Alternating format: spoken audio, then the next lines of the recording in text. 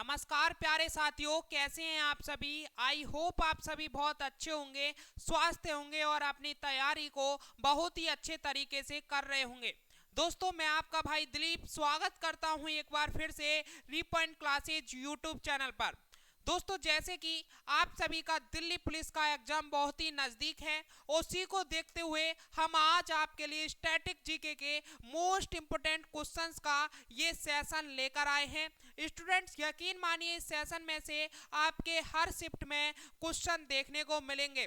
तो स्टूडेंट्स, ये एक ऐसा सेशन होने वाला है जिससे आपको काफ़ी बेनिफिट मिलेगा और हम आपको डेली बेसिस पर आपके जीके जीएस की तैयारी करा रहे हैं रीपॉइंट क्लासेज यूट्यूब चैनल पर।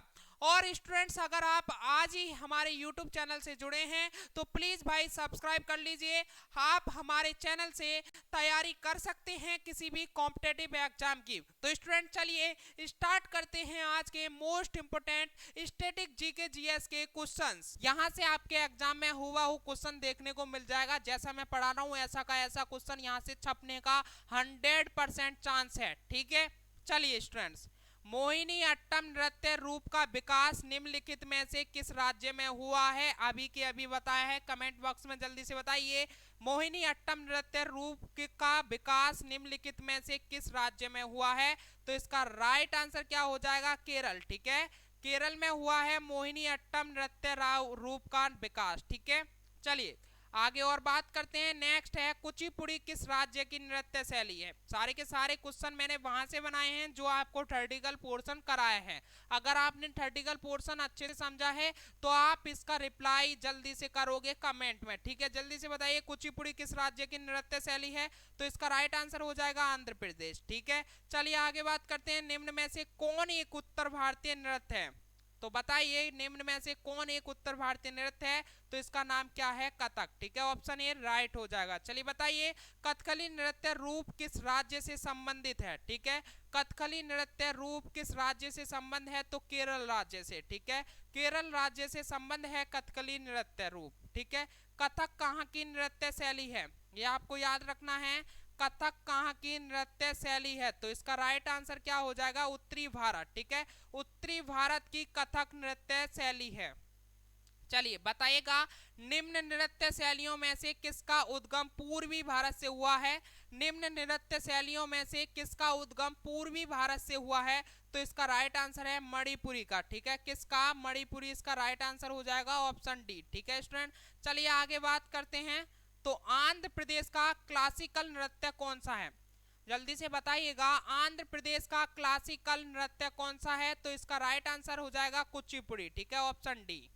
चलिए बताएगा निम्नलिखित में से कौन सा एक देव नृत्य है। तो इसका राइट आंसर क्या है, मोहिनी अट्टम। ठीक है, Mohini Attam option B right हो जाएगा, जो निम्नलिखित में से देव नृत्य है। चलिए बताएगा निम्नलिखित में से कौन सा भारतीय शास्त्रीय नृत्य है। ठीक है, कौन सा है, भारतनाट्यम है या कुचिपुड़ी है या कथक है, यानी सभी है ये उपरोक्त सभी। इसका राइट आंसर हो जाएगा भरतनाट्यम भी है, कुचिपुड़ी भी है और कथक भी है। ठीक है, चलिए आगे बात करते हैं। निम्नलिखित में से नृत्य का शास्त्रीय रूप कौन सा है। भांगड़ा है, गिद्धा है, छऊ है, मणिपुरी है। तो इसका राइट आंसर क्या हो जाएगा, मणिपुरी हो जाएगा, जो शास्त्रीय रूप का नृत्य है। और ये भांगड़ा, गिद्धा, छऊ तो लोक नृत्य हैं। ठीक है, क्या है, ये लोक नृत्य हैं। चलिए आगे बात करते हैं। भारतीय शास्त्रीय नृत्य के सबसे प्राचीन शैली कौन है। भारतीय शास्त्रीय नृत्य की सबसे प्राचीन शैली कौन सी है। लगाइए इस पर double star, most important question है। तो इसका राइट आंसर हो जाएगा भरतनाट्यम। ठीक है, भरतनाट्यम भारतीय शास्त्रीय नृत्य की सबसे प्राचीन शैली है।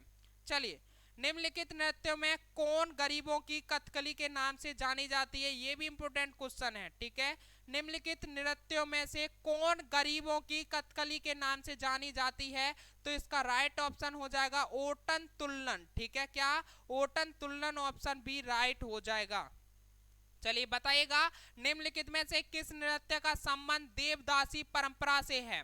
आप एग्जाम देने से पहले इन्हें जरूर देख लीजिएगा। मैं सच्ची बता रहा हूं आपके लिए, यहां से आपके नंबर पक्के होंगे और आपको क्वेश्चन देखने को जरूर मिलेगा इस टॉपिक के अंदर से जो मैंने आपको पढ़ाया है। ठीक है, इससे 100% क्वेश्चन आ रहा है और जो मैं आपको प्रोवाइड करा रहा हूं इससे एक भी क्वेश्चन आपका रहने वाला नहीं है। ठीक है स्टूडेंट, तो अभी के अभी चैनल को सब्सक्राइब जरूर कर लें और बेल आइकन को प्रेस कर लें ताकि आपको जो भी मैं सेशन मोस्ट इंपोर्टेंट लेकर आता हूं वो आपको सबसे पहले पहुंच जाए। ठीक है, निम्नलिखित में से किस नृत्य का संबंध देवदासी परंपरा से है? तो किसका है? मोहिनी अट्टम का है। ठीक है, मोहिनी अट्टम का है। ठीक है, चलिए आगे बात करते हैं। निम्नलिखित नृत्यों में कौन एकल नृत्य नहीं है?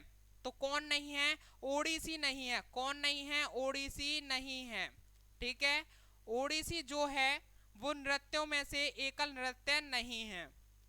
निम्नलिखित में से कौन सा एक शास्त्रीय नृत्य नहीं है? तो इसका राइट आंसर क्या हो जाएगा? गरबा। ठीक है, ये गरबा क्या है? लोक नृत्य है। कथक, ओडिसी, मणिपुरी ये शास्त्रीय नृत्य हैं। ठीक है, चलिए रविंद्रनाथ टैगोर ने किस शास्त्रीय नृत्य को पुनर्जीवित करके उसे केरल के अतिरिक्त बंगाल में लोकप्रिय बनाया गया है? इंपोर्टेंट क्वेश्चन है। तो इसका राइट आंसर क्या है? कथकली। ठीक है, ऑप्शन बी राइट हो जाएगा। चलिए बताइए किस शास्त्रीय नृत्य में मुखौटे का प्रयोग किया जाता है? ठीक है, ये तो मैंने आपको इमेज भी दिखाई है सारी की सारी।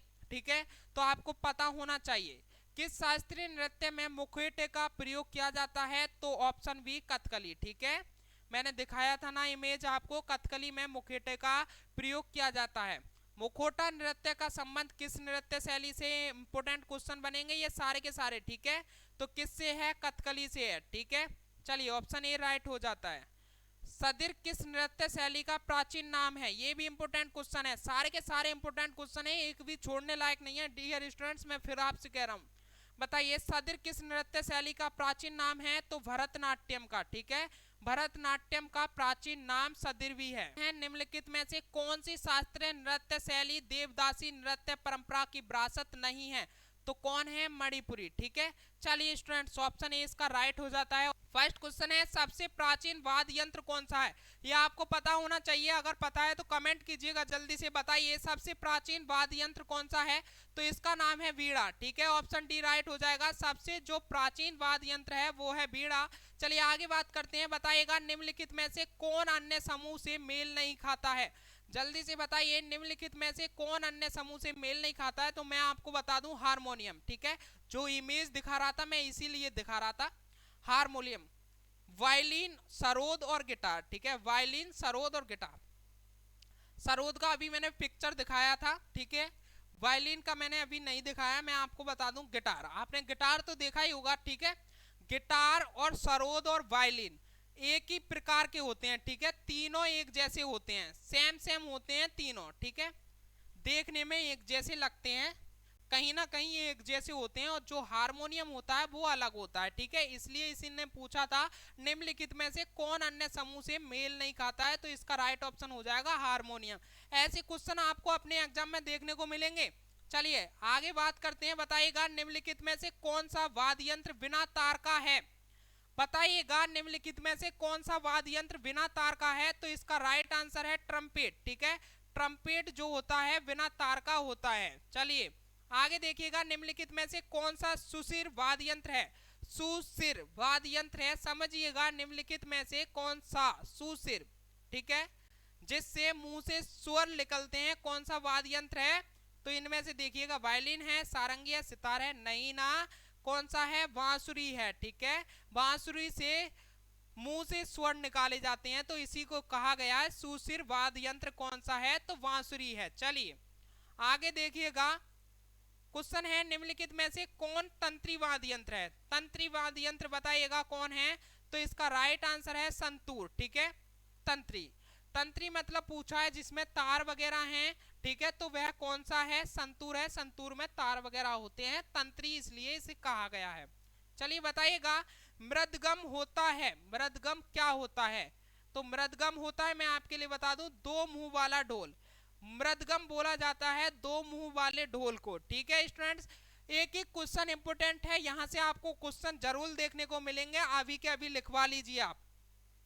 बताइएगा संगीत यंत्र सितार का आविष्कार किसने किया था? इंपोर्टेंट क्वेश्चन है, जल्दी से बताइएगा संगीत यंत्र सितार का आविष्कार किसने किया था? तो किसने किया था? अमीर खुसरो ने किया था, अभी मैंने थर्टिकल पोर्शन में समझाया था।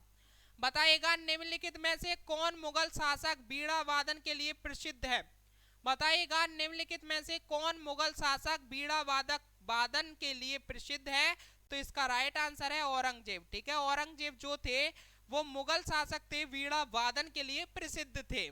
चलिए आगे बात आती है, मुगल सम्राट अकबर किस वाद्य यंत्र को बहुत ही कुशलता से बजाता था। ठीक है, क्वेश्चन है जो मुगल सम्राट अकबर थे वो किस वाद्य यंत्र को बहुत ही कुशलता से बजाते थे, तो इसका राइट आंसर है नक्कारा। ठीक है, नक्कारा एक वाद्य यंत्र था जिसे सम्राट अकबर बड़े ही अच्छे तरीके से उसे बजाते थे। ठीक है, उस्ताद बिस्मिल्लाह खान, ठीक है, किस वाद्य यंत्र को बजाते थे, अभी अभी कराया ये क्वेश्चन, जल्दी से बताइएगा। थर्टिकल पोर्शन में मैंने समझाया था। ठीक है, तो किसको, शहनाई को। ठीक है स्टूडेंट्स, शहनाई को कौन बजाते थे, बिस्मिल्लाह खान बजाते थे। ठीक है, और इन्होंने ही इसका आविष्कार किया था। चलिए बताइएगा, अमजद अली खान निम्नलिखित में से किस संगीत वाद्य यंत्र से संबंधित हैं। अमजद अली खान निम्नलिखित में से किस संगीत वाद्य से संबंधित है, तो इसका राइट आंसर है सरोद से। ठीक है, ये भी मैंने अभी थर्टिकल पोर्शन में कराया है। जल्दी से बताइएगा, विलायत खान किस वाद्य यंत्र से संबंध रखते हैं, तो इसका राइट आंसर है सितार। सितार से संबंध रखते हैं विलायत खान। चलिए आगे बताइएगा, नीरू स्वामी पिल्लई संबंधित है, तो नीरू स्वामी पिल्लई संबंधित हैं नाद स्वरम से। ठीक है, किससे, नाद स्वरम से संबंधित है नीरू स्वामी पिल्लई। चलिए आगे बताइएगा, एस बालचंद्रन किस वाद्य यंत्र से संबंधित हैं, तो इसका राइट आंसर है वीणा से। ठीक है, किससे, वीणा से संबंधित हैं एस बालचंद्र। अभी मैंने थर्टिकल पोर्शन में कराया था प्रमुख। ठीक है, प्रमुख वादक हैं ये एस बालचंद्र जी। ठीक है, चलिए आगे मैं आपके लिए बता दूं, हरिप्रसाद चौरसिया ने किस क्षेत्र में प्रसिद्धि अर्जित की है। हरिप्रसाद चौरसिया ने किस क्षेत्र में प्रसिद्धि अर्जित की है, तो इन्होंने बांसुरी वादन में। ठीक है, ये मैंने थर्टिकल पोर्शन में कराया था कि बांसुरी वादक के जो प्रमुख वादक हैं वो हरिप्रसाद चौरसिया, उसमें एक नाम बताया था। ठीक है मैंने स्टूडेंट, चलिए आगे बात करते हैं, तो बीजी जोग किस वाद्य संगीत के लिए प्रसिद्ध है। बीजी जोग किस वाद्य यंत्र के लिए संबंधित है, किस वाद्य यंत्र के लिए बीजी जोग संगीत के लिए प्रसिद्ध है, तो इसका राइट आंसर है वायलिन। ठीक है, वायलिन जो है उसके लिए बीजी जोग संगीत के लिए प्रसिद्ध है। ठीक है, चलिए अल्लाह रखा किस वाद्य यंत्र से संबंधित है, बताइएगा। अल्लाह रखा किस वाद्य यंत्र से संबंधित है, तो तबला से संबंधित है अल्लाह रखा। ठीक है, चलिए बताइएगा, गोविंद स्वामी पिल्लई का संबंध किस वाद्य यंत्र से है।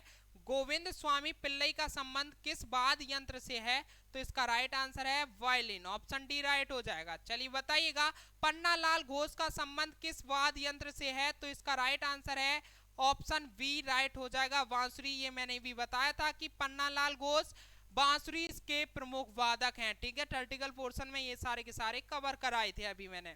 अगर आपने अच्छे से पढ़ा है तो आप ऑप्शन यूं ही बता दोगे और कमेंट में आंसर देते जाओगे। ठीक है, इसीलिए मैंने पहले थर्टिकल पोर्शन आपको कवर कराया था।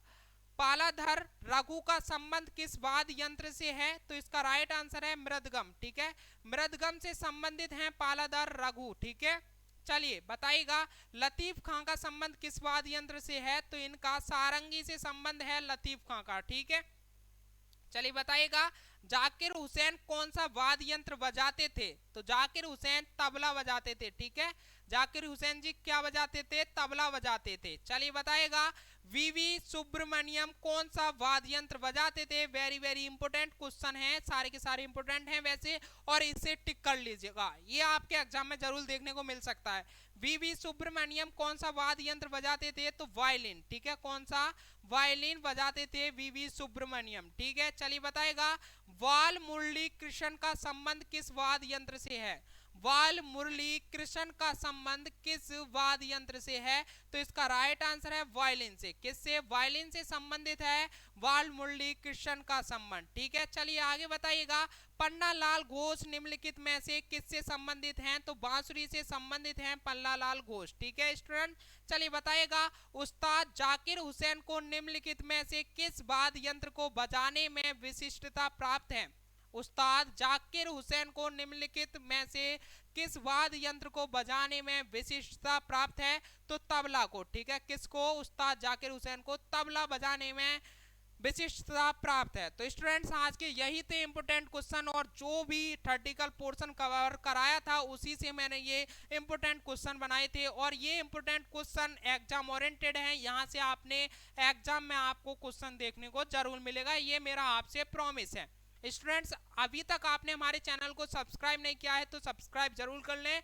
ऐसे मैं सेशन डेली लाता हूं और डेली आपके लिए लाता रहूंगा, आपके एग्जाम की अच्छी तैयारी मैं कराता रहूंगा। तो स्टूडेंट्स आज के लिए इतना ही, फिर मिलते हैं एक और नेक्स्ट सेशन के लिए। जब तक के लिए जय हिंद, जय भारत, वंदे मातरम। थैंक यू दोस्तों।